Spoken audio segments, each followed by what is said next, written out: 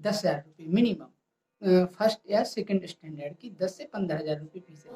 औसत एवरेज जो है 20,000 रुपये कम से कम उनका एक बच्चे पे खर्च होता है। और 20,000 रुपये में उन्होंने उस बच्चे से क्या प्राप्त किया? जीरो, मतलब रिजल्ट कुछ नहीं। 3 साल पढ़ते हुए हो गया और 3 साल में उनका 60,000 रुपये खर्च हुआ, लेकिन उनको मिला क्या? कुछ भी नहीं। बहुत से ऐसे अभिभावक मेरे पास आए, मैंने उनके सामने उन्हीं के बच्चों से कुछ जो विगत वर्षों की पुस्तकें थी उनसे उनके बारे में पूछा कि क्या लिखा है, वो नहीं बता पाए। अच्छा, अभिभावक की प्रॉब्लम क्या रहती? वो उनसे मैंने कहा कि जब आपने इतना पैसा खर्च किया तो अमुक स्कूल में जाके आपको बताना चाहिए कि हमारे बच्चे को आपने क्या सिखाया। तो उनकी समस्या ये है कि वो कहते हैं कि हम तो पढ़ाते हैं, आप उनको घर पे पढ़ाइए। अब चूंकि वो मजदूरी का काम करते हैं, उनको तो इंग्लिश आती नहीं है। भाई हिंदी तो वो जरूर थोड़ी बहुत समझते या उसको बताते, लेकिन इंग्लिश नहीं आती नहीं है। अब क्या करें?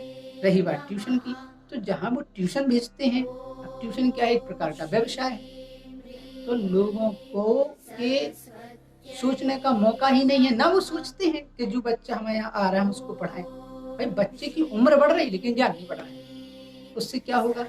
उससे ये होगा कि बच्चा धीरे धीरे पिछड़ता चला जाएगा। फिर उसके दिमाग में ये आएगा कि हम इस क्लास के बच्चों के बराबर नहीं हैं, वो पीछे चला जाएगा, अनौपचारिक गतिविधियों में लिप्त हो जाएगा और उसकी जिंदगी बर्बाद हो जाएगी। मतलब वो किसी दिन का नहीं रहेगा।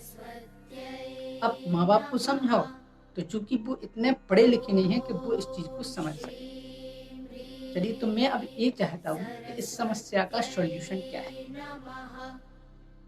तो उसका सॉल्यूशन ये है कि जिनके माँ बाप मजदूरी करते हैं और अपने छोटे बच्चों को इंग्लिश मीडियम में पढ़ाइए, खूब पढ़ाइए, बुराई नहीं है। लेकिन यदि आप माहौल नहीं दे पा रहे इंग्लिश मीडियम का, तो हमारा आपसे नम्र निवेदन है कि आप उनको हिंदी मीडियम में पढ़ाइए।